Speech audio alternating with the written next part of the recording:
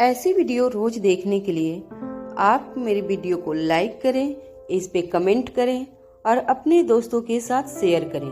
और हाँ, अगर आप इस चैनल पे नए हैं तो इसे सब्सक्राइब करना ना भूलें। अनिका की बातें रोहित ने टेरेस गार्डन के दरवाजे से सुन ली थी। अनिका को पता नहीं था कि एकदम से रोहित उस जगह पर आ जाएगा और वो उसकी बातें सुन लेगा।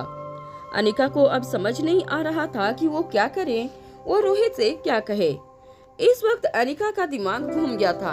वो न तो रोहित को कुछ बोल पा रही थी और न ही फोन पर विक्की को। विक्की ने जब अनिका को खामोश देखा तो वो फोन के उस पार से बोला, अनिका जी क्या हुआ, आप चुप क्यों हो गई? हेलो अनिका जी, मेरी आवाज आपको आ रही है? अनिका इस वक्त एकदम भूत बनकर खड़ी थी। वहीं रोहित ने देखा कि अनिका चुप खड़ी है और वो उसकी तरफ मुड़ी भी नहीं थी। ये देख रोहित को अजीब लगा। उसने एक बार फिर से कहा, अनिका क्या हुआ, तुम किस मुसीबत की बात कर रही थी? ये सुनने के बाद अनिका ने अपना गला खरासा और वो कुछ बोलने को हुई। तभी रोहित अपने कदम टेरेस गार्डन के दरवाजे पर से अनिका की ओर आगे बढ़ाने लगा। अनिका को एहसास हो गया कि रोहित उसकी तरफ आ रहा है। रोहित अनिका के पास आता इतने में अनिका ने फोन पर कहा, ठीक है श्रेया, मैं तुमसे बाद में बात करती हूँ, अभी मुझे बहुत काम है। इतना कहने के बाद अनिका ने बिना विक्की का जवाब सुने फोन काट दिया। विक्की भी समझ गया था कि अनिका के पास कोई आ गया होगा। हालांकि उसने रोहित की आवाज सुनी थी, पर उसे लगा था कि रोहित अनिका का पति था और अनिका सिचुएशन को संभाल लेगी। पर विक्की को ये पता नहीं था कि इस वक्त अनिका कैसे सिचुएशन में फंस गई थी। वहीं इधर रोहित अनिका के पास आ गया और उसने अनिका के कंधे पर हाथ रख दिया। अनिका के कंधे पर रोहित ने जैसे ही हाथ रखा उसका बदन सिहर गया। वो एक झटके से रोहित की ओर मुड़ी। अनिका के चेहरे पर हैरानी साफ नजर आ रही थी। रोहित ने ये देख लिया था। उसने अनिका से सवाल किया, अनिका क्या हुआ, तुम किस मुसीबत की बात कर रही थी? अनिका ये सुनने के बाद मन में सोचने लगी कि वो आखिर क्या बात बताए रोहित को। वहीं रोहित अनिका की आंखों में देख रहा था। रोहित को अनिका की चिंता हो रही थी। वो नहीं चाहता था कि ऐसी हालत में अनिका कोई स्ट्रेस या टेंशन ले। तभी रोहित ने अनिका के हाथ पर अपना हाथ रखा। वो कुछ कहता, इतने में रोहित ने देखा कि अनिका अनकंफर्टेबल हो रही थी। ये देखते ही रोहित ने अनिका का हाथ छोड़ दिया और कहा, सॉरी अनिका। इतना कहने के बाद रोहित ने अनिका से कहा, वो मैं ये कह रहा था कि अगर तुम्हें कोई परेशानी है या तुम्हारे मन में कोई बात है तो तुम मुझे बता सकती हो। आई नो कि तुम मुझे अभी तक अपने पति के रूप में एक्सेप्ट नहीं कर पाई हो, पर तुम मुझे अपना फ्रेंड तो समझ ही सकती हो। इंसान को एक दोस्त की तो जरूरत होती ही है। इतना कहकर रोहित मुस्कुराने लगा। वहीं अनिका रोहित की तरफ देखे जा रही थी। उसे रोहित का अंदाज, उसके बात करने का तरीका, उसके समझाने का तरीका अनिका को अच्छा लगता था। पर अगले ही पल उसके दिमाग में यही ख्याल आता था कि क्या रोहित का असली चेहरा यही है या फिर उसका एक अलग चेहरा है। तभी अनिका ने रोहित से कहा, नहीं रोहित, ऐसी कोई बात नहीं है, मैं बिल्कुल ठीक हूँ, मुझे क्या होगा। ये सुन रोहित को थोड़ा अजीब लगा। उसे अनिका पर भरोसा था, पर इस वक्त न जाने क्यों रोहित को लग रहा था कि अनिका ये सब फॉर्मेलिटी के लिए कह रही थी। उसने अनिका से पूछा, तो फिर तुम फोन पर कह रही थी ना कि तुम किसी मुसीबत में पड़ सकती हो। रोहित की बात सुन अनिका ने एक गहरी सांस लेकर कहना शुरू किया, एक्चुअली रोहित, श्रेया यही कह रही थी कि जब मैं उसके पास जाऊंगी तो मुझे उसके साथ ही रहना होगा और मुझे गुलेरिया ग्रुप ऑफ इंडस्ट्रीज को फिर से वही उसकी पोजीशन दिलवाने में मदद करनी होगी। तो मैंने वही कहा कि अगर मैं हर वक्त श्रेया के साथ रहूंगी तो फिर मैं मुसीबत में पड़ सकती हूँ। मेरे बिना मेरे बच्चों का क्या होगा, उनके डेली स्कूल कौन लेने और छोड़ने जाएगा, उनको रेडी कौन करेगा, जो मेरा काम है। इतना कहने के बाद अनिका मुस्कुराने लगी। अब तक अनिका को श्रेया और गुलेरिया ग्रुप ऑफ इंडस्ट्रीज के बारे में बहुत कुछ पता चल चुका था। उन्हीं सब की बदौलत अनिका ये झूठी कहानी रोहित को सुनाई थी। रोहित को अनिका की इस बात पर यकीन हो गया था।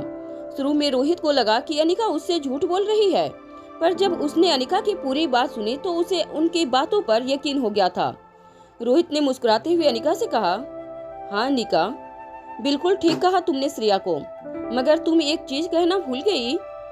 रोहित ने जैसे ही ये कहा अनिका चौंक गई। उसके मन में अलग अलग तरह के सवाल आने लगे।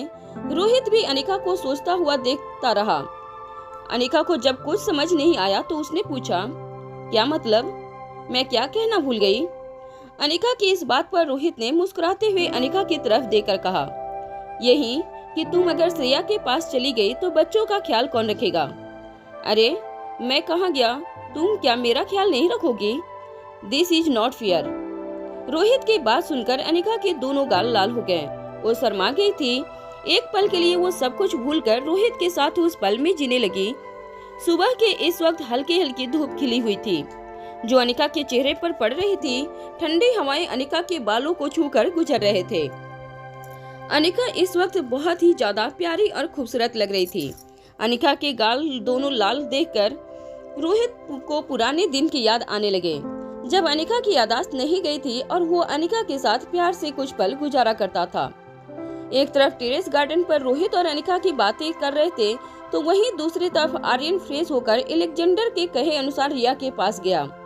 रिया अभी अपने फोन में कुछ देखते हुए नाश्ता कर रही थी। आर्यन उसके सामने जाकर खड़ा हो गया। जैसे ही रिया को एहसास हुआ कि आर्यन उसके सामने खड़ा है तो उसने आर्यन की ओर देखकर कहा, क्या हुआ, तुम मुझे ऐसे क्यों देख रहे हो? रिया को इस तरह कहता देखकर आर्यन ने कहा, तुम्हारा नाश्ता हो गया? आर्यन ने पहली बार इस तरह से रिया को कुछ पूछा था। रिया इतना तो जान चुकी थी कि जरूर आर्यन के मन में कुछ चल रहा है। रिया को अब समझ नहीं आ रहा था कि आखिर उसका भाई क्यों उससे ये पूछ रहा था, पर तभी उसने आर्यन को जवाब दिया, हाँ लगभग हो गया है। क्यों? आर्यन को इसी बात का इंतजार था। जैसे ही रिया ने ये कहा उसकी आंखें चमक उठी। उसने रिया को देखते हुए कहा, तो चलो मेरे साथ कमरे में, मुझे और अलेक्जेंडर को तुमसे बात करनी है। आर्यन के मुंह से जैसे ही रिया ने ये सुना वो आर्यन को घूर घूर कर देखने लगी। रिया को यही लग रहा था कि जरूर कमरे में ले जाकर अलेक्जेंडर और आर्यन उसे लेक्चर देने वाले थे, क्योंकि रिया ने अभी कुछ देर पहले अलेक्जेंडर और आर्यन के बारे में रोहित से शिकायत की थी। हालांकि रोहित ने दोनों भाइयों को कुछ कहा तो नहीं था, मगर फिर भी रिया को मन में यही लग रहा था कि दोनों भाई उसे इसी चीज के लिए सुनाने वाले थे। रिया को इस तरह सोचता हुआ देखकर आर्यन ने तपाक से कहा, क्या हुआ रिया, तुम क्या सोच रही हो? जल्दी चलो। आर्यन को इस तरह से बेसब्र देखकर रिया को अब पक्का यकीन हो गया कि वो जो सोच रही थी वही होने वाला था। उसने आर्यन को मना करते हुए कहा, नहीं अभी मुझे कहीं नहीं जाना है, मुझे फोन में देखने दो कि हम और कहाँ जा सकते हैं घूमने के लिए, सो डोंट डिस्टर्ब मी। इतना कहने के बाद रिया अपने फोन में देखने लगी। वो इस वक्त यही देख रही थी कि मनाली में ऐसी कौन सी अच्छी जगह है जहाँ वो घूमने के लिए जा सकती थी, क्योंकि उसे आज घूमने जाना था। वहीं रिया को ये सब करता देख आर्यन ने उससे कहा, रिया ये हम तीनों कमरे में चलकर डिसाइड कर लेंगे, अभी तुम पहले मेरे साथ चलो तो ही सही होगा। आर्यन को जिद करता हुआ देखकर रिया को थोड़ा अजीब लगा। आर्यन ज्यादा बोलता नहीं था और न ही इस तरह से कभी जिद किया करता था, पर इस वक्त रिया को आर्यन का ये बर्ताव बड़ा अजीब लग रहा था। रिया ने आर्यन को घूरते हुए कहा, देखो मैं नहीं जाऊंगी अभी कमरे में, और मुझे एक बार बार डिस्टर्ब मत करो। आर्यन ये बात अच्छी तरह से जानता था कि रिया बहुत ही जिद्दी थी। वो मन में जो बात एक बार सोच लेती थी वो करके ही रहती थी। इस वक्त आर्यन भी और कुछ नहीं कर सकता था, क्योंकि वो अच्छी तरह से जानता था कि अगर उसने कुछ किया तो रिया रोहित को बता देगी, और अगर रोहित सवाल जवाब करने लगेगा तो आर्यन फंस सकता था, और उसके साथ साथ अलेक्जेंडर भी। वहीं दूसरी तरफ अलेक्जेंडर के कमरे के दरवाजे से रिया और आर्यन को देख रहा था। वो अच्छे से जानता था कि रिया इतनी आसानी से बात नहीं मानने वाली थी। अलेक्जेंडर अब सोच में पड़ गया कि आखिर वो क्या करे। कुछ पल सोचने के बाद उसके दिमाग में एक आइडिया आया। उसने आर्यन को देखते हुए कहा, आर्यन अगर रिया नहीं आ रही है तो उसे इंसिस्ट मत करो, हम दोनों भाई ही उस गेम के सारे लेवल्स पार कर लेंगे, और वैसे भी रिया से नहीं होने वाला, ये गेम हम जैसे बॉयज के लिए बनाई गई है, इसलिए जल्दी आओ, टाइम वेस्ट हो रहा है। इतना कहने के बाद अलेक्जेंडर ने आर्यन को देखकर आंख मारी। आर्यन अलेक्जेंडर का इशारा समझ गया था, उसे अब कुछ नहीं करना था, क्योंकि अलेक्जेंडर ने रिया की ऐसी नब्ज को दबा दिया था कि रिया अब चाह कर भी कमरे के अंदर आने से इनकार नहीं कर सकती थी। वहीं रिया ने जैसे ही सुना कि उसके भाई जो गेम खेल रहे थे वो रिया नहीं खेल पाएगी, ये सुनते ही रिया का दिमाग खराब होने लगा। उसे यही लगने लगा कि ऐसा कौन सा गेम है जो वो नहीं खेल पाएगी, क्योंकि रिया ने बहुत सारे गेम चैंपियनशिप जीते थे और बाकी लोग जिस गेम को ठीक से खेल तक नहीं पाते थे, रिया उसके सारे लेवल्स आसानी से पार कर देती थी। इस वक्त अलेक्जेंडर ने रिया का ईगो हर्ट कर दिया था। वो अपनी जगह से उठी और उसने आर्यन से कहा, तुम देखो अब मैं अकेले कैसे तुम दोनों को हराती हूँ। तुम लोगों ने मुझे अंडर एस्टिमेट किया। इतना कहने के साथ रिया कमरे के अंदर आई। उसके अंदर आते ही अलेक्जेंडर और आर्यन ने आंखों ही आंखों में जीत का इशारा किया, पर वो इसी के साथ ये भी अच्छी तरह से जानते थे कि अभी उन्होंने लेवल 1 ही पार किया था। रिया जैसे ही कमरे के अंदर आई, उसने देखा पूरा कमरा नॉर्मल था। सामने जो स्क्रीन लगी हुई थी वो भी बंद था। ये देख रिया को अजीब लगा। उसने झल्लाते हुए दोनों भाइयों की ओर देखा और कहा, ये सब क्या है? अलेक्जेंडर, तुम किस गेम की बात कर रहे थे? उसकी इस बात पर अलेक्जेंडर ने तुरंत कहा, वही गेम जो तुम्हें याद नहीं है। अलेक्जेंडर ने जैसे ही ये कहा, रिया बड़ी बड़ी आंखों से अलेक्जेंडर और आर्यन की ओर देखने लगी। उसे अलेक्जेंडर की बातें समझ नहीं आ रही थी। रिया अभी सोच रही थी, इतने में आर्यन ने उसे बैठने का इशारा किया। आर्यन के इशारे पर रिया वही बिस्तर पर बैठ गई। तभी दोनों भाई रिया के पास आए और कहा, रिया, क्या तुम्हें याद है कि तुम्हारे साथ कल क्या हुआ था? दोनों भाइयों का सवाल सुनते ही रिया ने अपने सिर पर हाथ रखते हुए कहा, तुम दोनों को लगता है पापा से डांट खानी है, तब जाकर तुम्हें समझ आएगा कि मैं पागल नहीं हूँ। इतना कहने के बाद रिया ने आगे कहा, और तुम लोग मुझे पागल समझते हो तो क्या इतना समझते हो कि मैं कल क्या हुआ ये भी भूल जाऊंगी? तभी आर्यन ने कहा, अच्छा तो बताओ, हमने कल मम्मा के लैपटॉप को चलाना सिखाया और उन्हें हमने क्या क्या सिखाया? आर्यन के सवाल को सुनते ही रिया के चेहरे का रंग उड़ गया। उसे पिछले दिन के बारे में कुछ भी याद नहीं था।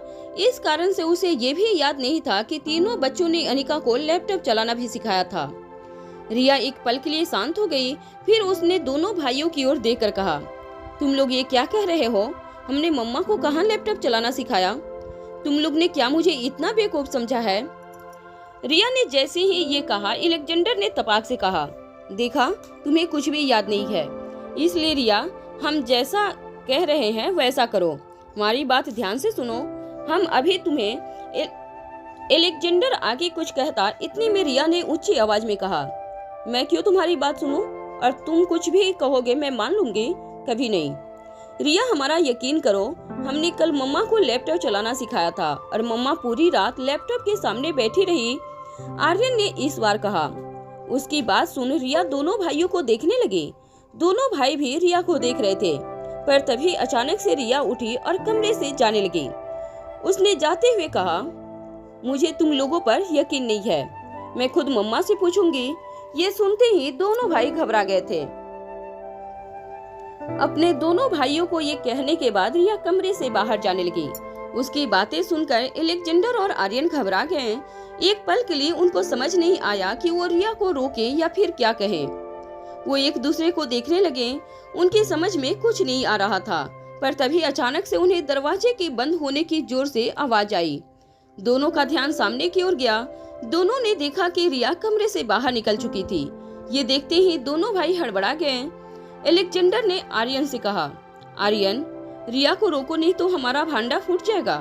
हम बहुत बड़ी मुसीबत में पड़ सकते हैं। अपने भाई की बात सुनते ही आर्यन जल्दी से दौड़ा और उसने दरवाजा खोला, पर तब तक देर हो चुकी थी।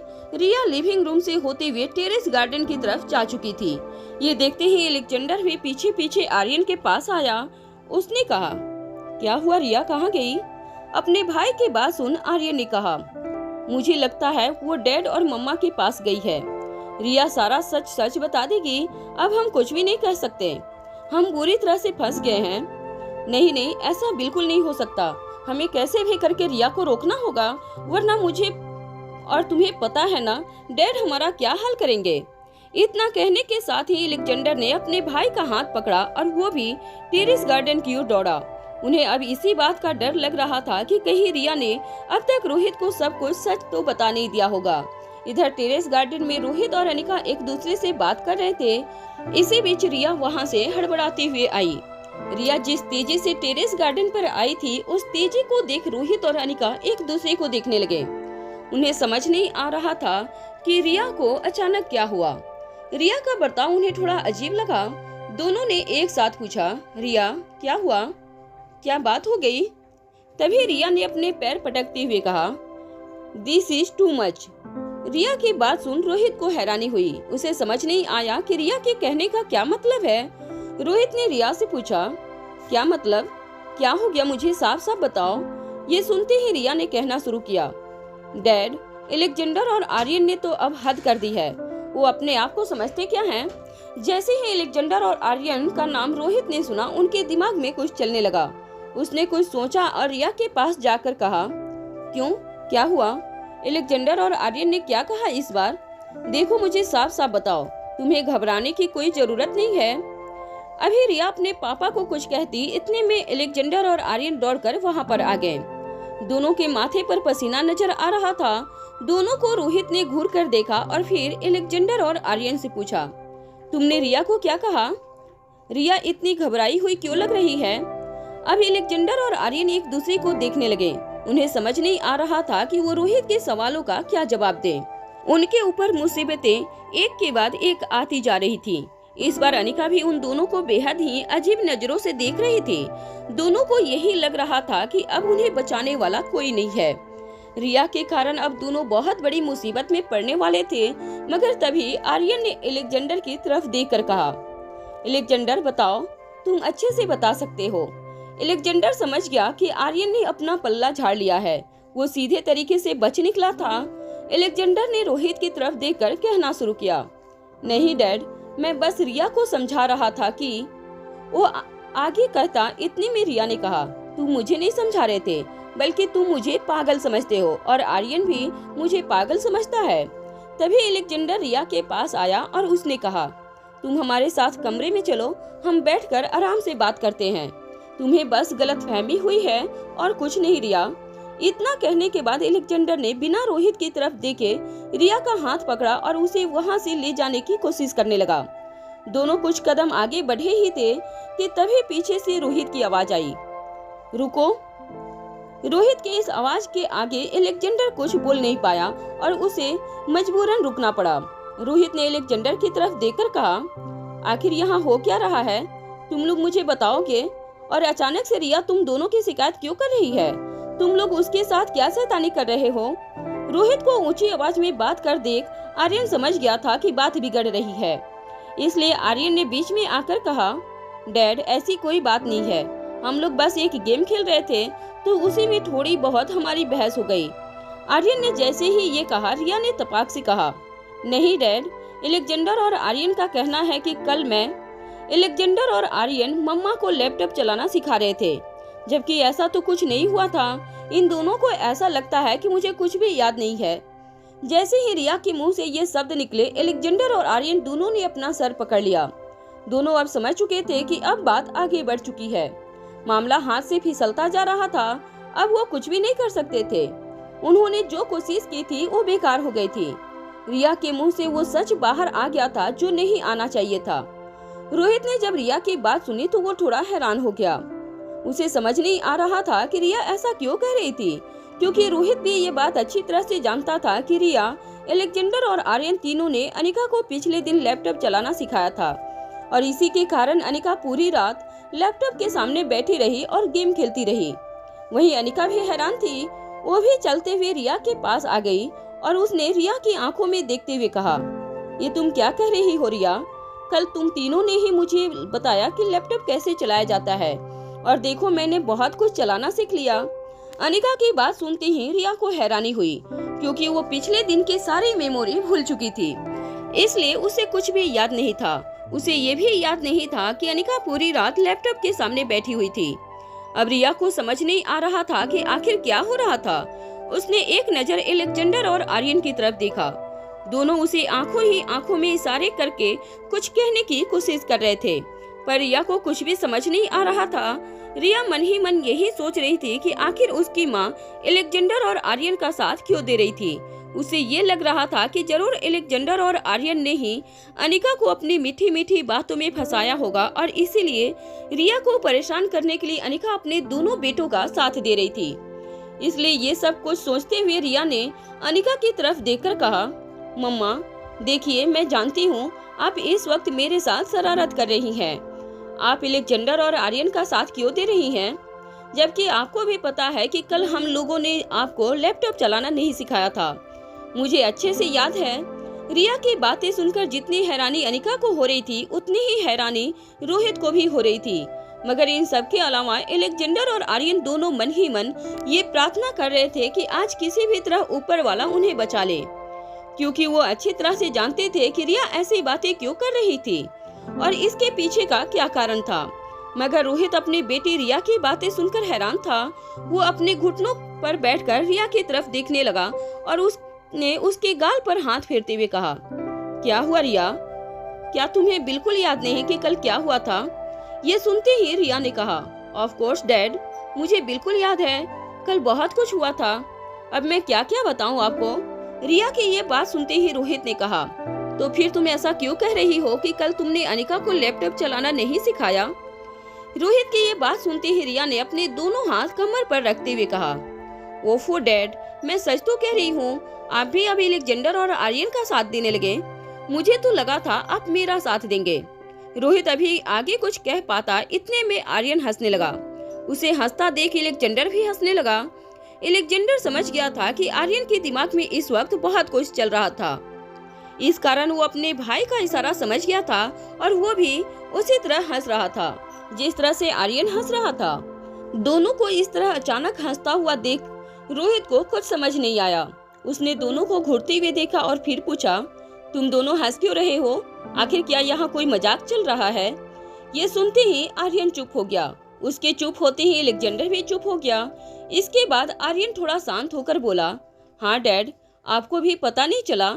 इतना कहकर आर्यन चुप हो गया और रिया को देखने लगा। रोहित को समझ नहीं आ रहा था कि आर्यन क्या कहना चाह रहा था। उसने आर्यन से पूछा, तुम्हारे कहने का क्या मतलब है? इस पर आर्यन ने बोला, डैड, रिया हम सबके साथ मजाक कर रही है। देखिए, इसे लगता है कि ये इस तरह अनजान बनने का नाटक करेगी और हम परेशान हो जाएंगे, लेकिन ऐसा थोड़ी है।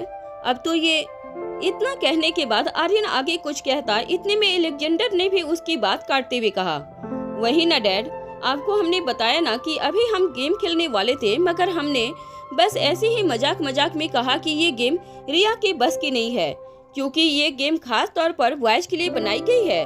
उसी में मुझे लगता है कि रिया का ईगो हर्ट हो गया और अब ये हम दोनों को इस तरह परेशान करना चाह रही है और हमें परेशान करने के चक्कर में अब ये आपके साथ भी इस तरह से मजाक कर रही है। रोहित को समझ नहीं आ रहा था कि आखिर उसके दोनों बेटे क्या कह रहे थे। कहीं न कहीं रोहित दोनों भाइयों की बातों से कन्विंस तो नहीं था, मगर वो कुछ कर भी नहीं सकता था। रोहित इस वक्त खामोश था। इस खामोशी का फायदा उठाते हुए अलेक्जेंडर ने रिया का हाथ पकड़ा और उससे कहा, तुम पहले हमारे साथ कमरे में चलो, हमारी पूरी बात सुन लो, उसके बाद तुम जो कहोगे हम करेंगे। तुम्हें गेम खेलना है, तुम्हें जिस लेवल को पार करना है तुम कर लेना, तुम्हें सब कुछ पता चल जाएगा, इसलिए तुम पहले मेरे साथ चलो। अभी तुम इस तरह से मजाक करके डैड और मॉम को परेशान मत करो। इतना कहने के साथ ही अलेक्जेंडर रिया का हाथ पकड़कर उसे अपने कमरे की तरफ ले जाने लगा। उसने रिया को कुछ भी कहने का मौका नहीं दिया था। वहीं रोहित सोच में पड़ा हुआ था कि आखिर वो करे तो क्या करे। उसे रिया की चिंता भी हो रही थी और वो ये सोच रहा था कि रिया अजीब तरह से क्यों बातें कर रही थी। पर रोहित ने तभी मन में सोचा कि इस तरह से वो कुछ भी नहीं पता कर पाएगा, क्योंकि अलेक्जेंडर और आर्यन अपना दिमाग लगाकर बात को पलट देंगे। इसलिए वो रिया से अकेले में बात करेगा और पता करेगा कि आखिर सच क्या है। तीनों बच्चे अपने कमरे में चले गए थे, मगर अभी रोहित मन ही मन कुछ सोच रहा था। अनिका रोहित को देखकर समझ गई थी कि रोहित को रिया की चिंता हो रही थी। वो भी ये बात अच्छी तरह से जानती थी कि रोहित रिया से बहुत ज्यादा प्यार करता था। अपने बाकी दोनों बच्चों के मुकाबले अनिका रोहित के थोड़े करीब आई और उसने रोहित को समझाते हुए कहा, देखो तुम परेशान मत हो, बच्चे तो ऐसे ही कुछ शरारती करते रहते हैं, वो ठीक हो जाएंगे, तुम्हें चिंता करने की कोई जरूरत नहीं है। इतना कहने के बाद अनिका वहाँ से जाने लगी। इतने में पीछे से रोहित ने कहा, अनिका। रोहित की बात सुनते ही अनिका के कदम रुक गए। उसने पीछे मुड़कर रोहित की तरफ देखा। उसके पीछे मुड़ते ही रोहित ने कहा, तुम ठीक तो हो ना? रोहित की बात सुन अनिका को थोड़ा अजीब लगा, मगर उसने नॉर्मल बिहेव करते हुए कहा, हाँ बिल्कुल, मुझे क्या होगा, मैं ठीक हूँ। इतना कहने के साथ ही अनिका वहाँ से चली गई। उसके मन में इस वक्त ये चल रहा था कि उसे जल्द से जल्द विक्की का कहा वो काम पूरा करना था। उसने कैसे भी करके उस एटीएम के सीसीटीवी फुटेज को देखना था और उसे ये पता करना था कि उस रात कुसुम के घर पर कौन आया था और कुसुम के साथ क्या हुआ था। तभी अनिका के दिमाग में एक आइडिया आया। उसने खुद से कहा, हाँ ये वेस्ट है, इस तरह से मुझे कोई डिस्टर्ब भी नहीं कर पाएगा। इतना कहने के साथ ही अनिका के चेहरे पर मुस्कान आ गई। अनिका के मन में ये ख्याल आया कि वो कैफे में जाकर अपना काम कर सकती थी, वहाँ पर उसे कोई डिस्टर्ब नहीं कर सकता था। अनिका ने सोच लिया था कि यही वो वक्त था जब वो पहले पैराडाइज इंटरनेशनल की सीसीटीवी फुटेज को देखेगी जब सनी और रोहित के बीच में कुछ हुआ था, और उसके बाद सनी के साथ जो हादसा हुआ था, क्योंकि अनिका के पास अब ज्यादा वक्त नहीं था। इसके बाद अनिका को एटीएम में लगे कैमरे की फुटेज को हैक करके देखना था। वो पहले अपना टेस्ट लेना चाहती थी। वो ये देखना चाहती थी कि क्या उसने पूरी रात जागकर जो हैकिंग की दुनिया के बारे में जाना था, क्या वो जो कुछ भी उसने सीखा था वो काम आने वाला था या नहीं। इसलिए उसने शुरुआत होटल पैराडाइज इंटरनेशनल के सीसीटीवी सिस्टम को हैक करके की थी। मगर सुबह से अनिका को समय ही नहीं मिल पाया था, इसलिए अब उसे कैफे में जाकर सब कुछ करना था। अनिका लिविंग रूम में आई। उसने अपना लैपटॉप उठाया और फिर उसने रोहित को आवाज देते हुए कहा, रोहित, मैं कैफे में जा रही हूँ, कुछ घंटे में वापस आ जाऊंगी। इतना कहने के साथ ही अनिका ने दरवाजा खोला। दरवाजा खोलते ही चीफ सिक्योरिटी ऑफिसर उनके सामने आ गया। अनिका के हाथ में लैपटॉप देकर उसे कुछ लगा। अनिका कुछ कहती, इतने में पीछे से रोहित भी वहां आ पहुंचा। रोहित को देखते ही चीफ सिक्योरिटी ऑफिसर ने सवाल करना चाहा, मगर रोहित जानता था कि सिक्योरिटी ऑफिसर उसे क्या कहने वाला था। इसलिए रोहित ने तपाक से कहा, अनिका कैफे में जाना चाहती है, इसे जाने दो और एक काम करो, तुम अभी यहीं रहो, तुम अपने किसी और आदमी को अनिका के साथ भेज दो। चीफ सिक्योरिटी ऑफिसर ने रोहित की बात पर हाँ में अपना सर हिला दिया और फिर उसने अनिका के साथ अपने एक गार्ड्स को जाने को कहा। चीफ सिक्योरिटी ऑफिसर जान चुका था रोहित के मन में जो शक था वो कहीं न कहीं अब खत्म हो गया था। इसी कारण से उसने अनिका के पीछे जाने के लिए नहीं कहा था। वहीं रोहित का भी शक दूर हो गया था, क्योंकि उसने देख लिया था कि अनिका पूरी रात लैपटॉप पर बस गेम खेल रही थी। रोहित सोफे पर आकर बैठ गया। तभी अचानक से उसके मन में ख्याल आया, अगर अनिका रात भर लैपटॉप पर गेम खेल रही थी तो फिर उस मैसेज का क्या उसका कोई दोस्त नहीं था? और अगर अनिका का कोई दोस्त नहीं था तो फिर उस मैसेज का क्या जो उसने अनिका के फोन में देखा था? रोहित अभी यही सब सोच रहा था। इतने में उसे फोन बजने की आवाज सुनाई दी। फोन के घंटे की आवाज सुनते ही रोहित को एहसास हुआ कि ये फोन तो अनिका का है। अनिका अपना फोन यहीं पर भूल गई थी। फोन की घंटी सुनते ही रोहित चारों तरफ अनिका का फोन ढूंढने लगा, पर तभी उसे एहसास हुआ कि अनिका ने गलती से फोन टेरेस गार्डन पर ही रख दिया था। रोहित जल्दी से टेरेस गार्डन की तरफ दौड़ा। उसने देखा टेबल पर अनिका का फोन रखा हुआ था। तभी रोहित ने देखा कि अनिका का फोन लॉक नहीं था और फोन की घंटी बजनी बंद हो चुकी थी। रोहित ने देखा अनिका को करण गुलेरिया का फोन आ रहा था। इतने में उसने देखा कि कुछ देर पहले अनिका को जिसने फोन किया था वो एक अननोन नंबर था। उस नंबर को देखकर रोहित को थोड़ा सा शक हुआ था। उसे याद आया कि अनिका ने उसे कहा था कि उसे श्रेया का फोन आ रहा था, मगर श्रेया का नाम सेव नहीं था। रोहित को ये बात थोड़ी अजीब लगी थी। उसके मन में आया कि वो एक बार अनिका का फोन चेक करे, क्योंकि उसका फोन लॉक नहीं था तो रोहित आसानी से अनिका का फोन चेक कर सकता था। मगर रोहित का दिल ये मानने को तैयार नहीं था। एक बार फिर से रोहित के दिल और दिमाग के बीच जंग छिड़ गई। रोहित को समझ नहीं आ रहा था कि वो क्या करे। ये काफी अच्छा वक्त था उसके पास। अनिका भी इस वक्त वहाँ पर नहीं थी। रोहित चाहता तो आराम से अनिका के फोन में देख सकता था, और आखिर में हुआ यही। रोहित के दिमाग के सामने उसका दिल हार गया। रोहित के कॉल डिटेल्स देखा। इसके बाद रोहित को दिमाग में कुछ ख्याल आया। वो अनिका के फोन के कांटेक्ट लिस्ट को चेक करने लगा, और तभी उसने देखा कि उसमें श्रेया का एक अलग नंबर सेव है। श्रेया का नाम देखते ही रोहित के चेहरे पर हैरानी आ गई। इसके बाद रोहित ने अपने फोन से श्रेया का नंबर मिलाया तो नंबर सही था। ये देखते ही रोहित को बहुत बड़ा झटका लगा। रोहित को अब समझ आ गया था कि थोड़ी देर पहले अनिका को जिस अननोन नंबर से कॉल आया था वो श्रेया का नंबर नहीं था। इसका मतलब यही था कि अनिका ने उससे झूठ कहा था। जैसे ही रोहित को इस बात का एहसास हुआ वो एकदम से हिल गया। उसे समझ नहीं आ रहा था कि अनिका आखिर करना क्या चाह रही थी। वो रोहित से झूठ क्यों बोल रही थी, या फिर रोहित को ही कोई गलतफहमी हो रही थी। रोहित अभी कुछ सोच पाता या कुछ कर पाता, इतने में उसे ख्याल आया कि वो उस नंबर को देख ले और खुद से पता करने की कोशिश करे कि आखिर ये नंबर किसका था। रोहित ने जल्दी से उस फोन नंबर को अपने फोन नंबर से डायल किया। रोहित अभी उस नंबर पर फोन कर ही रहा था, इतने में पीछे से अनिका की आवाज आई, रोहित वो मेरा फोन। जैसे ही रोहित के कानों में अनिका की आवाज गई, रोहित को एक झटका लगा। उसके हाथ से अनिका का फोन गिर गया। इस वक्त अनिका रोहित के एकदम पीछे खड़ी थी। रोहित को अब समझ नहीं आ रहा था कि वो क्या करे। उसका दिल जोरों से धड़क रहा था। ये पहली बार था जब रोहित इस तरह से घबरा गया था। तभी अचानक से उसने जमीन से अनिका का फोन उठाया। तभी चलते हुए अनिका उसके पास आ गई। उसके चेहरे पर घबराहट साफ साफ देखी जा सकती थी। रोहित के माथे से ठंडा पसीना बहने लगा था। उसके चेहरे पर हैरानी और परेशानी के भाव आ गए थे।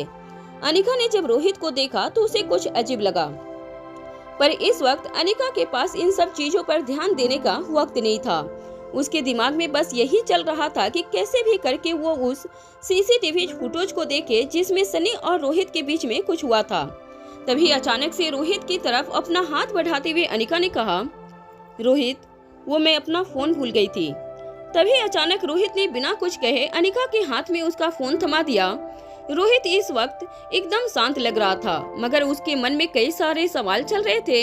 एक पल को तो रोहित को ये लगा कि वो एक बार अनिका से सवाल पूछ ले, मगर फिर रोहित को मन में यही लगा कि कहीं अनिका ने झूठ कह दिया तो फिर रोहित का दिल एक बार से टूट जाएगा, और इसलिए रोहित नहीं चाहता था कि वो आधी अधूरी बात समझकर अनिका पर शक करे या उससे कोई सवाल पूछे। रोहित इस सच्चाई की तह तक जानना चाहता था।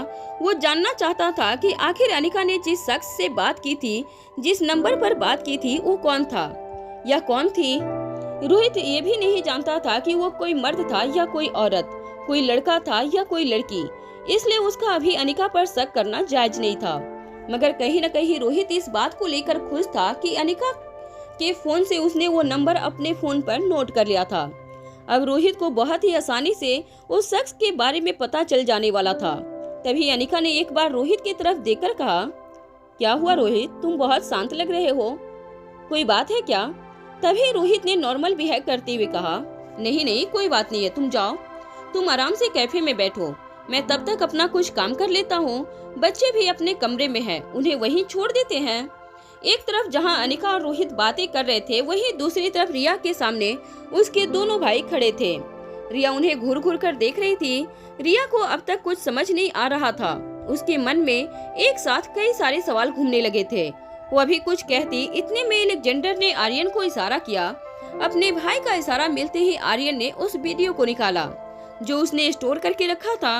अलेक्जेंडर और आर्यन ने इस वीडियो को स्टोर इसलिए किया था ताकि जब रिया अपनी मेमोरी को भूल जाए तब उस वीडियो के जरिए रिया को याद दिलाया जा सके, और इस वक्त वही वीडियो एक जरिया था रिया को सब कुछ याद दिलाने का। अलेक्जेंडर के कहने पर आर्यन ने अपने फोन पर उस वीडियो को प्ले किया और रिया की तरफ कर दिया। तभी रिया ने मुंह बनाते हुए कहा, ये क्या है, मुझे कुछ नहीं करना और न ही मुझे फोन पर कुछ देखना है, मुझे मेरे सवालों का जवाब चाहिए। तभी अलेक्जेंडर ने रिया की तरफ देखकर कहा, तुम एक बार इस वीडियो को देख लो, तुम्हें तुम्हारे सारे सवालों के जवाब मिल जाएंगे। इतना कहने के साथ ही अलेक्जेंडर रिया के बगल में बैठ गया और उसे वो वीडियो दिखाने लगा। रिया भी अब शांत थी। वो पहले से काफी परेशान हो चुकी थी, पर अब वो अपने सवालों के जवाब जानना चाहती थी। धीरे धीरे वक्त बीत रहा था और वक्त के साथ रिया वीडियो को देख रही थी। थोड़ी ही देर में पूरी वीडियो देखने के बाद रिया कुछ कुछ समझने लगी। वो अभी कोई सवाल करती, इतने में अलेक्जेंडर ने रिया को सब कुछ बताना शुरू किया। अलेक्जेंडर रिया को वो सारी बातें बताने लगा जो कुछ भी गुलेरिया हाउस में घटी थी और उसके बाद जो कुछ भी हुआ था। रिया जैसे जैसे अलेक्जेंडर की बात सुन रही थी उसकी हैरानी बढ़ती जा रही थी, पर उसे कुछ याद तो नहीं आ रहा था, मगर धीरे धीरे उसे यकीन हो रहा था कि ऐसा कुछ हुआ था। वो अब समझ गई थी कि उसके दोनों भाई उसके लिए कुछ भी कर सकते थे और उन्होंने किया भी था। थोड़ी ही देर में अलेक्जेंडर ने रिया को पूरी बात बता दी। पूरी बात सुनने और समझने के बाद रिया ने अपना माथा पकड़ लिया था। तभी आर्यन ने पूछा, अब क्या हुआ तुम्हें? क्या किसी बात में कोई कंफ्यूजन है? अगर कोई बात नहीं समझ आई तो फिर से पूछ लो, क्योंकि हम नहीं चाहते कि बाद में कोई गड़बड़ करो। आर्यन की बात सुनते ही रिया ने एक गहरी सांस लेते हुए कहा, नहीं, मैं तो बस इस चीज को लेकर परेशान हूँ कि मैंने अपनी बेवकूफी में तुम दोनों को फंसा दिया था।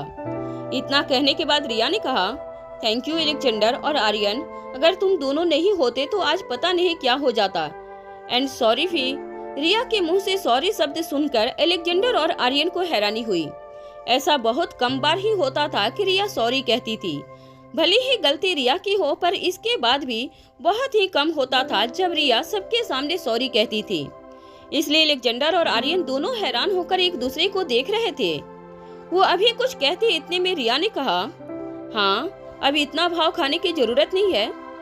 अब तुम लोग ये बताओ कि हम आगे क्या करें, क्योंकि अगर ऐसा ही चलता रहा तो फिर हम मुसीबत में फंस जाएंगे।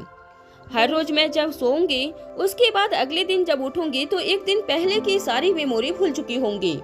ऐसा कब तक चलेगा और कब तक तुम दोनों मुझे बचाते रहोगे? और हम लोग यहाँ मनाली में हैं, अभी तक तो ज्यादा प्रॉब्लम नहीं है। कहीं ऐसा ना हो कि हम लोग यहाँ से चले जाएं और उसके बाद फिर दिल्ली जाकर हम और बड़ी बहुत मुसीबत में फंस जाएं। वहाँ जाकर मुझे पढ़ाई भी करनी है। मैं ऐसे ही भूलती रहूंगी तो मेरा क्या होगा?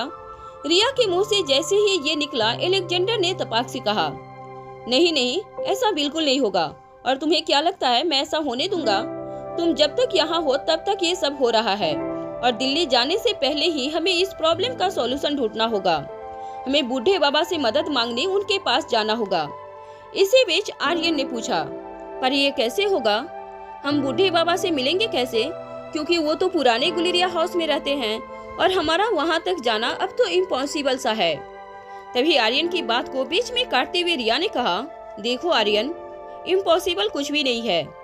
अलेक्जेंडर ने तभी कहा, नहीं रिया, आर्यन एकदम सही कह रहा है। डैड ने अपने सिक्योरिटी ऑफिसर को सख्त हिदायत दी है कि हम दोनों चाहे कुछ भी चाहें, कोई भी बहाना बना ले, वो हम दोनों को इस स्वीट से बाहर न जाने दें। जैसे ही रिया ने ये सुना उसके चेहरे पर मुस्कान आ गई। उसने तुरंत कहा, मेरे पास एक मस्त प्लान है। ये सुनते ही दोनों भाई हैरान हो गए। रिया के मुंह से जैसे ही ये निकला कि उसके पास बहुत बढ़िया प्लान है, ये सुनने के बाद से ही अलेक्जेंडर और आर्यन पूरी तरह से घबरा गए थे। उनको न जाने मन ही मन एक डर सता रहा था। दोनों आंखों ही आंखों के इशारे में कह रहे थे कि रिया फिर से उन्हें फंसाने वाली थी, और उसी के कारण एक बार फिर से रोहित दोनों की क्लास लगाने वाला था। दोनों भाई ये बात अच्छी तरह से जानते थे कि अगर रिया के किसी भी प्लान में दोनों ने साथ दिया तो फिर इस बार वो अपने डैड के डांट से नहीं बचेंगे। पिछली बार तो रोहित ने दोनों को बच्चों की पहली गलती समझकर माफ कर दिया था। हालांकि रोहित ने उन्हें थोड़ा बहुत डांटा था और उन्हें हिदायत दी थी कि वो दोनों समझदार हैं और उन दोनों को समझदारी से काम लेना है। रिया तो अभी बच्ची है, उसे हर वक्त शरारत सूझती रहती है, मगर दोनों को उसकी शरारत में साथ नहीं देना है। ये बात दोनों को अच्छी तरह से याद था। दोनों को इस तरह से खामोश देख रिया ने कहा, क्या हुआ? तुम लोग इस तरह से चुप क्यों हो गए? क्या तुम दोनों एक्साइटेड नहीं हो मेरे प्लान को सुनने के लिए? ये सुन दोनों भाइयों ने अपना हाथ अपने सर पर रख लिए। दोनों के रिएक्शन देखकर रिया को समझ नहीं आया कि आखिर दोनों को हुआ क्या था, पर रिया कहाँ मानने वाली थी। उसने अपनी बात को आगे बढ़ाते हुए कहा, देखो, मेरे पास प्लान ये है कि डैड के सिक्योरिटी ऑफिसर ने तुम दोनों को बाहर जाने से मना किया है, लेकिन मुझे नहीं। रिया इतना कहकर चुप हो गई। उसके चुप होते ही एक बार फिर से अलेक्जेंडर ने आर्यन की तरफ देखा। आर्यन इस वक्त रिया को देख रहा था। कमरे में एक पल के लिए खामोशी छाई हुई थी। तभी अलेक्जेंडर ने आर्यन की तरफ देखते हुए कहा, आर्यन, तुम्हें अंदाजा है रिया क्या कह रही है और इसका प्लान क्या है? अपने भाई की बात सुन आर्यन ने कहा, मुझे इसके प्लान के बारे में आगे का तो नहीं पता, मगर मुझे इतना जरूर पता चल गया है कि रिया के कारण हम दोनों फिर से बुरी तरह से फंसने वाले हैं। रिया ने जैसे ही ये सुना वो भड़क गई। वो अपनी जगह से उठकर बोली, अरे तुम दोनों कैसे भाई हो? तुम दोनों को मेरा साथ देना चाहिए। मैं ये सब किसके लिए कर रही हूँ? तुम दोनों के लिए ही ना। जैसे ही रिया ने ये कहा, दोनों भाइयों ने उसे घूर कर देखा। तभी रिया को एहसास हुआ कि कहीं न कहीं गलती रिया की थी। रिया ने ही पुराने गुलेरिया हाउस जाने की जिद की थी और अपने दोनों भाइयों को मजबूर किया था, और अब उसी की गलती के कारण या उसके मन में जो सवाल उठ रहे थे उस सवाल के जवाब को जानने के कारण तीनों बच्चे गुलेरिया हाउस में थे। और अब रिया के साथ ऐसा कुछ हो रहा था, इसलिए एलेक्जेंडर ने थोड़ा शांत रहने के बाद रिया से कहा, देखो तुम आगे क्या कहने वाली हो मुझे ये पता है, तो इसलिए बेहतर यही होगा कि हम इस प्लान को अभी यहीं पर भूल जाते हैं और कुछ और सोचते हैं, क्योंकि ये प्लान वर्क नहीं करेगा। रिया ने जैसे ही ये सुना उसे बहुत जोर का गुस्सा आया। उसने अपनी कमर पर हाथ रखते हुए कहा, ओहो, तुम दोनों हमेशा एक दूसरे का साथ देते हो, कभी तो मेरा भी साथ दे दिया करो।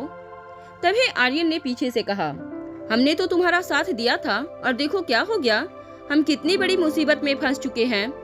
आर्यन की बात सुनकर रिया इस बार झल्ला गई। उसने चलते हुए अब पहले आर्यन को देखा और फिर एलेक्जेंडर को। इसके बाद उसने अपनी आवाज ऊंची करते हुए कहा, तुम लोग क्या बार बार मुझे ब्लेम कर रहे हो, और एक बात तुम लोग जान लो, अगर हम लोग गुलेरिया हाउस नहीं गए होते तो फिर आज हमें ये नहीं पता चलता। रिया आगे कहती, इतने में एलेक्जेंडर और आर्यन उसकी तरफ आगे बढ़े और दोनों ने उसके मुंह पर हाथ रख दिया।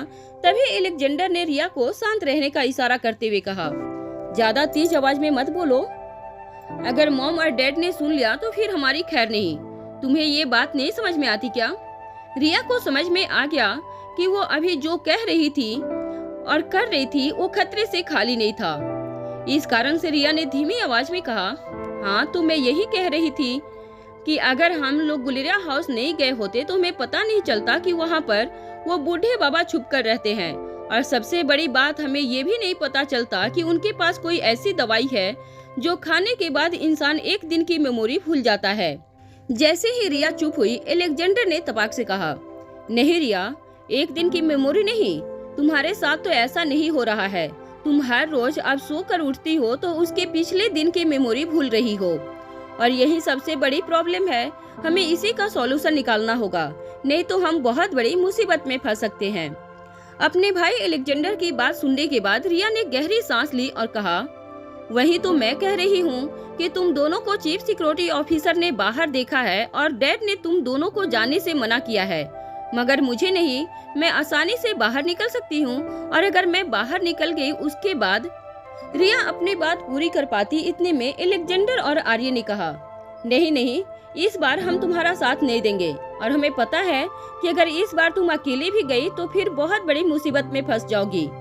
तभी रिया ने अपने सर पर हाथ मारते हुए कहा, अरे मैं कहाँ कह रही हूँ कि मैं अकेली जाऊंगी, मैं तो बस इतना कह रही हूँ कि एक बार मैं इस प्रेसिडेंशियल स्वीट से बाहर निकल गई और होटल लॉबी में पहुँच गई, उसके बाद मैं किसी न किसी तरह से तुम दोनों को बाहर निकलवा लूंगी और फिर हम तीनों गुलेरिया हाउस चले जाएंगे। बताओ कैसा रहा आइडिया? ये सुनने के बाद एलेक्जेंडर और आर्यन एक दूसरे को देखने लगे। उन्हें समझ नहीं आ रहा था कि आखिर रिया कहना क्या चाहती थी, क्योंकि इतनी हाई सिक्योरिटी के बाद भी अगर रिया प्रेसिडेंशियल स्वीट से बाहर निकलती है तो ऐसा वो कर नहीं पाएगी कि सबके सामने वो एलेक्जेंडर और आर्यन को स्वीट से बाहर निकाल ले, क्योंकि रोहित के सिक्योरिटी हर वक्त प्रेसिडेंशियल स्वीट के दरवाजे के बाहर तैनात रहते थे। और जब से तीनों बच्चे पुराने गुलेरिया हाउस से लौटे थे, उसके बाद से सारे सिक्योरिटी को रोहित ने खास इंस्ट्रक्शन दे दिया था कि चाहे कुछ भी हो जाए, बच्चों को बिना उसकी परमिशन के कहीं बाहर नहीं जाने देना है। मगर ये बात रिया को समझ में नहीं आ रही थी। उसे यही लग रहा था कि वो अपने दिमाग का इस्तेमाल करेगी और प्रेसिडेंशियल स्वीट के बाहर आराम से निकल जाएगी, और उसके बाद फिर जैसा उसने सोचा था वो वैसा ही करेगी। पर दोनों भाइयों को ये सोचकर ही डर लगता था कि वो फिर से कैसे होटल से बाहर निकलेंगे और पुराने गुलेरिया हाउस की तरफ जाएंगे, क्योंकि पिछली बार उनके साथ जो हुआ था वो अभी तक दोनों भूले नहीं थे। तीनों बच्चे खामोश थे, पर रिया मन ही मन यही सोच रही थी कि उसकी प्रॉब्लम का सॉल्यूशन क्या है, और उसके अंदर से एक ही आवाज आ रही थी कि उसके प्रॉब्लम का सॉल्यूशन गुलेरिया हाउस में मौजूद वो बूढ़े बाबा हैं। पर एलेक्जेंडर और आर्यन इस बार पूरी तरह से सख्त नजर आ रहे थे। वो किसी भी कीमत पर रिया का साथ देने तक का सोच नहीं रहे थे। उनकी हालत ऐसी भी हो गई थी जैसे दूध का जला छाछ भी फूंक फूंक कर पीता है। दोनों भाई भी अब तक ऐसा कोई कदम नहीं उठाना चाहते थे कि रोहित उन पर गुस्सा करे या उसे गुस्सा करने का मौका मिले। मगर रिया के मन में इस वक्त बहुत कुछ चल रहा था। उसने अपने मन की बात सुनते हुए दोनों भाइयों से कहा, देखो तुम लोगों को मेरी बात माननी होगी, क्योंकि इसके अलावा हमारे पास और कोई सॉल्यूशन नहीं है। और अगर हम लोग ऐसे ही चुपचाप बैठे रहे तो फिर एक ना एक दिन तुम दोनों बहुत बड़ी मुसीबत में फंस जाओगे। और तुम दोनों मुझे एक बात बताओ, तुम लोग कब तक मेरी ऐसी मदद करते रहोगे? कब तक तुम अपने गर्दन पर तलवार लिए घूमते रहोगे? कभी अगर ऐसा हुआ कि डैड को मेरी सच्चाई के बारे में पता चल गया, उस दिन तुम लोग क्या करोगे? उस दिन तुम डैड को क्या जवाब दोगे? डैड तो यही कहेंगे ना कि एक तो तुम लोगों ने गलती की, ऊपर से इतने दिनों तक तुमने इस गलती को छुपा कर रखा। तब तुमने सोचा है इसका अंजाम क्या होगा? इतना कहने के बाद रिया 2 पल के लिए शांत हो गई। दोनों भाई उसकी बातें सुनकर डर गए थे। दोनों के माथे से ठंडा पसीना बहने लगा था। ये पहली बार था जब रिया ने अपनी बातों से दोनों भाइयों को इतना प्रभावित कर दिया था। दोनों भाई यही सोच रहे थे कि कहीं न कहीं रिया की बात तो एकदम सही थी, क्योंकि रोहित का सवाल यही होने वाला था और रोहित इस बात पर सबसे ज्यादा गुस्सा करने वाला था कि दोनों ने इस बात को छुपाकर इतने दिनों तक क्यों रखा था। दोनों भाई के पास रिया की इस बात का कोई जवाब नहीं था। वो दोनों खामोश जमीन की तरफ देखकर खड़े थे। रिया को धीरे धीरे समझ में आ रहा था कि कहीं न कहीं अब उसके भाई उसका साथ देने के लिए जरूर राजी हो जाएंगे। एक तरफ रिया इसी उम्मीद में बैठी थी, तो वहीं दूसरी तरफ अनिका इस वक्त कैफे में अपनी जगह पर बैठी हुई थी। हर बार की तरह उसने अपनी पसंदीदा कॉफी ऑर्डर करवा लिया था। सीनियर मैनेजर उसके पास आया और कॉफी का मग टेबल पर रखते हुए कहा, एनीथिंग एल्स मैम? तभी अनिका ने कहा, देखिए मुझे अपने लैपटॉप पर बहुत अर्जेंट काम करना है, तो मुझे डिस्टरबेंस नहीं चाहिए, सो प्लीज। इतना कहने के बाद अनिका ने कॉफी का मग अपनी तरफ किया। अनिका के हाव भाव और उसकी बातें सुनकर सीनियर मैनेजर समझ गया कि आज अनिका कुछ अलग ही मूड में है। उसकी नजरें लगातार लैपटॉप स्क्रीन की तरफ थी। अनिका बातें भी कर रही थी, तो बिना सीनियर मैनेजर की तरफ देखकर। ये देखते हुए सीनियर मैनेजर ने कहा, ठीक है मैम, मैं और मेरे स्टाफ इस बात का खास ध्यान रखेंगे कि आपको यहाँ पर कोई डिस्टरबेंस न हो। आप अपना काम आराम से कर सकती हैं। Have a good day ma'am. इतना कहने के बाद सीनियर मैनेजर वहाँ से चला गया। उसके जाते ही अनिका ने वापस अपना काम शुरू कर दिया। अनिका लैपटॉप पर उस दिन की सीसीटीवी फोटोज ढूंढ रही थी, जब होटल पैराडाइज इंटरनेशनल के टेरेस पर सनी और रोहित के बीच जो कुछ भी हुआ था और जिसके बाद सनी के साथ वो हादसा हुआ था और सनी कोमा में चला गया था। अनिका जोरों शोरों से वो सीसीटीवी फोटोज ढूंढ रही थी, मगर उस दिन सीसीटीवी फोटोज उसे कहीं नजर नहीं आ रही थी। हालांकि अनिका ने होटल पैराडाइज इंटरनेशनल के सिक्योरिटी सिस्टम को ही हैक कर लिया था। अनिका अब पूरी तरह से हैकिंग की दुनिया के बारे में जान चुकी थी। उसने पूरी रात लगाकर हैकिंग की दुनिया के बारे में सब कुछ जान लिया था और अब वो होटल पैराडाइज इंटरनेशनल के सिक्योरिटी सिस्टम को हैक करके अपना टेस्ट लेना चाहती थी। मगर इस टेस्ट के दौरान उसे ये भी आइडिया आया था कि इसी बहाने अनिका को वो भी पता चल जाएगा जो अब तक उसे नहीं पता था कि आखिर उस दिन टेरेस पर रोहित और सनी के बीच क्या हुआ था, क्योंकि अनिका को रोहित ने अभी तक ऐसा कुछ खास बात नहीं बताया था और अनिका को कहीं न कहीं शक था कि टेरेस पर जो कुछ भी हुआ था, कोई न कोई टेंशन तो हुई थी सनी और रोहित के बीच में। अनिका बड़े ही ध्यान से लैपटॉप में देख रही थी, तभी थोड़ी ही देर में लैपटॉप स्क्रीन पर सीसीटीवी फुटेज की लिस्ट सामने आ गई। ये देखते ही अनिका की आंखें चमक उठी। उसे अब यही लगने लगा कि उसकी मेहनत रंग लाई। अनिका बारी बारी से डेट चेक करके उन फोटोज को देखने लगी। इस वक्त अनिका कोई चूक या कोई गलती नहीं करना चाहती थी। करीब 5 मिनट के अंदर ही अनिका ने देखा कि बाकी दिन के सारे सीसीटीवी फुटेज स्क्रीन पर दिखाई दे रहे थे, मगर उस दिन टेरेस पर क्या हुआ था उसके सीसीटीवी फुटेज अनिका को कहीं नजर नहीं आ रही थी। ये देख अनिका को हैरानी हुई। वो अब फिर से सारे सीसीटीवी फुटेज को चेक करने लगी और देखने लगी, पर उसे इस बार भी निराशा ही हाथ लगी थी। उस लिस्ट में उस दिन की सीसीटीवी फुटेज नहीं दिखाई दे रही थी जिस दिन सनी और रोहित से कुछ झड़प हुई थी। अनिका ने जैसे ही देखा उसकी आंखें हैरानी से बड़ी हो गई। उसके मन में सबसे पहले एक ख्याल आया कि अनिका ने खुद से कहा, मुझे ऐसा क्यों लग रहा है कि किसी ने वो सीसीटीवी फुटेज को डिलीट कर दिया है। अनिका ने जब अपने लैपटॉप स्क्रीन की तरफ देखा तो उसकी हैरानी का कोई ठिकाना नहीं रहा।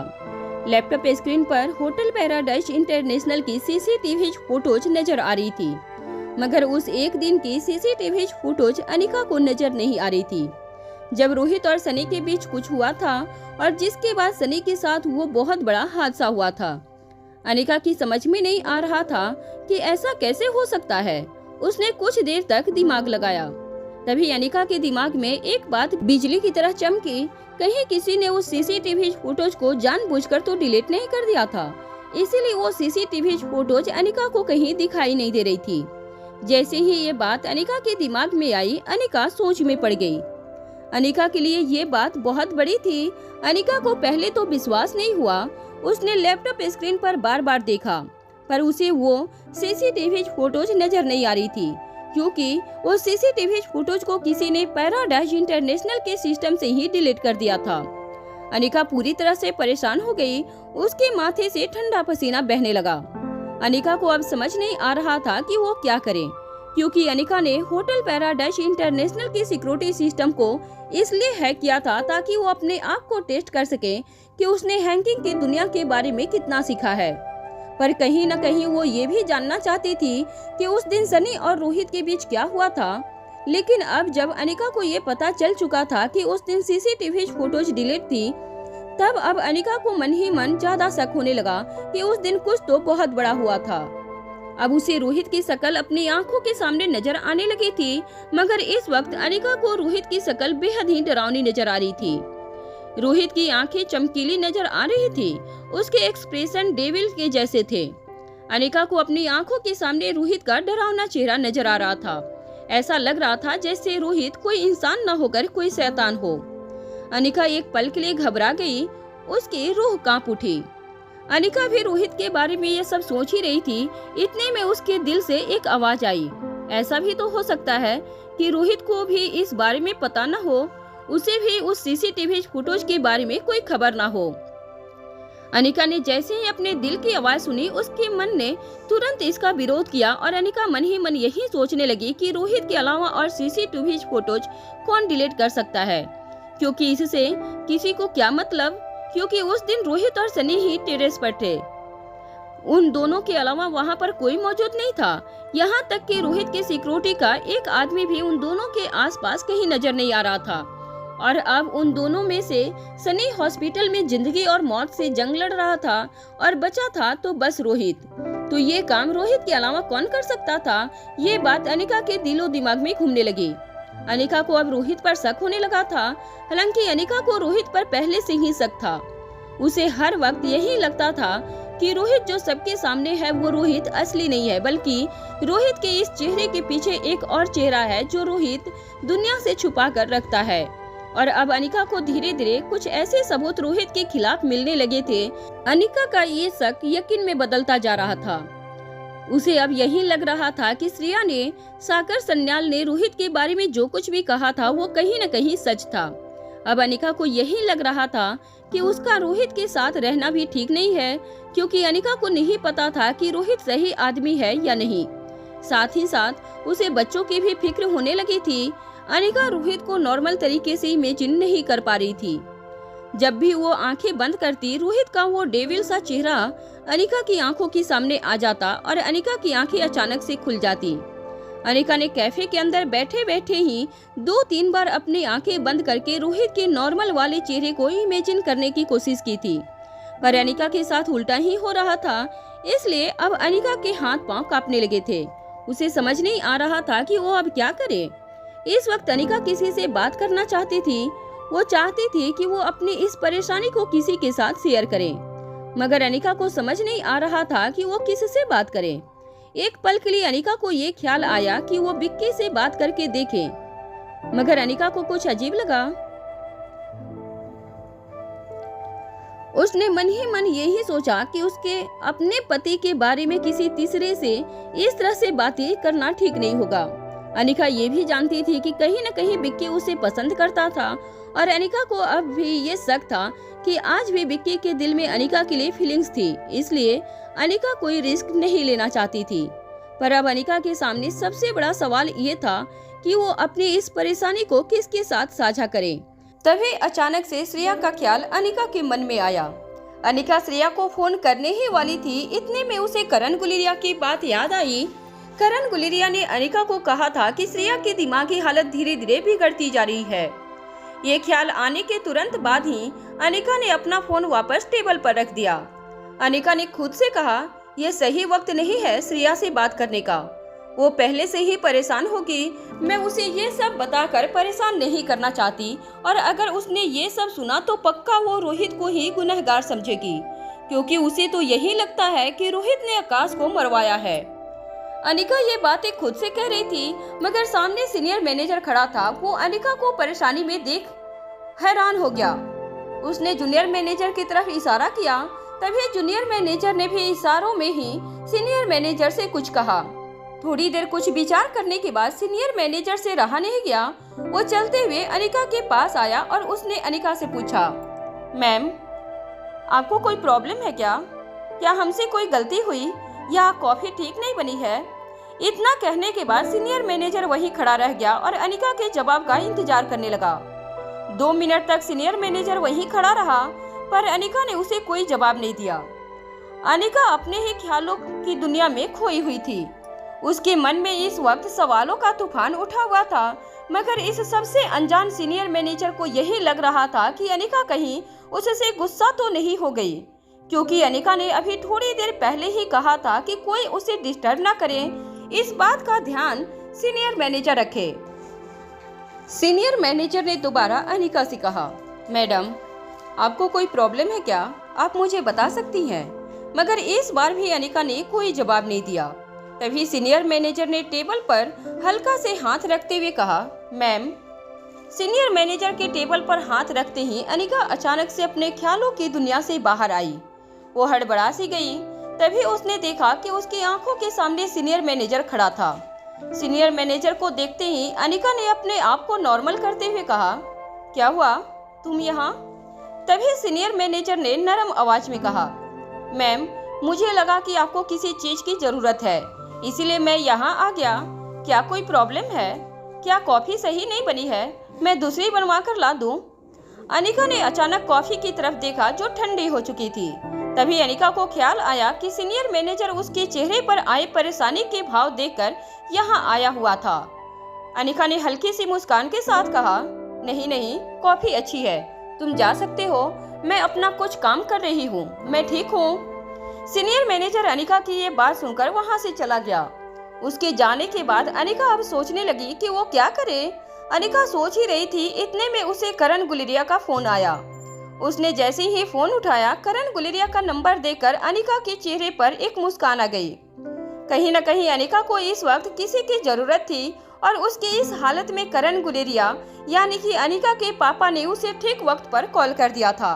अपने पापा का कॉल देखकर अनिका ने झट से कॉल रिसीव किया और एक्साइटेड होते हुए कहा, हेलो पापा। अनिका ने जिस उत्साह से करण गुलेरिया को पापा कहा था, फोन के दूसरी तरफ मौजूद करण गुलेरिया को ये एहसास हो गया कि आज उसकी बेटी ने दिल से उसे पापा कहा है। अनिका की आवाज सुनते ही करण गुलेरिया ने खुशी से कहा, क्या हुआ बेटा? करण गुलेरिया की आवाज सुन अनिका ने जवाब दिया, वो मुझे आपसे कुछ पूछना था। मैं अभी आपको ही कॉल करने के बारे में सोच रही थी। जैसे ही करण गुलेरिया ने ये सुना, करण ने तुरंत जवाब दिया, कहो क्या बात है? मैंने जो वकील भिजवाया था, क्या अब वो? करण गुलेरिया आगे कहते कि अनिका ने कहा, नहीं पापा, वो सही है, विक्की अपना काम कर रहा है, मुझे कुछ और कहना है। करण गुलेरिया ने अनिका की इस बात के पीछे का भाव समझ लिया था। करण गुलेरिया को समझ में आ गया था कि अनिका कुछ पर्सनल बात उनसे शेयर करना चाहती थी। इसलिए करण गुलेरिया ने एक गहरी सांस लेते हुए धीमी आवाज में अनिका से कहा, हाँ बेटा बोलो, क्या बात है? तुम मुझसे कुछ भी शेयर कर सकती हो। अनिका ने जब ये सुना तो उसे थोड़ी हिम्मत मिली और उसे लगा कि कोई है जो उसकी बात सुनने को तैयार है और वो बेझिझक होकर अपनी बात किसी से भी कह सकती है। अनिका ने कहना शुरू किया, पापा आप मुझे बता सकते हैं कि रोहित किस तरह का आदमी है? जैसे ही करण गुलेरिया ने ये सवाल सुना, वो चौंक गए। उन्हें समझ नहीं आया कि अनिका ने ऐसा सवाल क्यों पूछा था। अनिका का सवाल सुनने के बाद करण गुलेरिया सोच में चले गए थे। उनको समझ नहीं आ रहा था कि अनिका ने आज इतने दिनों बाद उनसे ये सवाल क्यों किया था। करण गुलेरिया चुप थे। तभी अनिका ने फोन के इस पार से कहा, पापा आप सुन रहे हैं ना? करण गुलेरिया ने कहा, हाँ बेटा सुन रहा हूँ। करण गुलेरिया ने ये कह तो दिया था, मगर उन्हें समझ नहीं आ रहा था कि वो अनिका को क्या जवाब दें। इसलिए उन्होंने अपनी तरफ से पूछा, ये तुम कैसा सवाल पूछ रही हो बेटा रोहित के बारे में? तभी अनिका ने कहा, बताइए ना पापा, रोहित किस तरह का आदमी है? आज मेरे मन में ये सवाल आया, इसलिए सोचा आपसे पूछ लूं। इस सवाल को सुनने के बाद करण गुलेरिया ने एक गहरी सांस ली और फिर कहना शुरू किया, देखो अनिका बेटा, रोहित के बारे में तुम जहाँ भी देखो लोग तारीफ ही करते हैं। वो एक अच्छा बाप है, अच्छा बेटा है, एक अच्छा पति है, वो परफेक्ट है, ये बात हर कोई जानता है। पर वो निजी जीवन में कैसा है ये मैं तुम्हें कैसे बता सकता हूँ, क्योंकि मुझसे बेहतर तो तुम रोहित को जानती हो, क्योंकि तुम लोग एक साथ रहते हो, एक साथ कमरे में उठना बैठना। तो इस सवाल को तुम मुझसे पूछ रही हो, ये तुम खुद से पूछो और तुम्हारा दिल जो कहता है उसी की सुनो।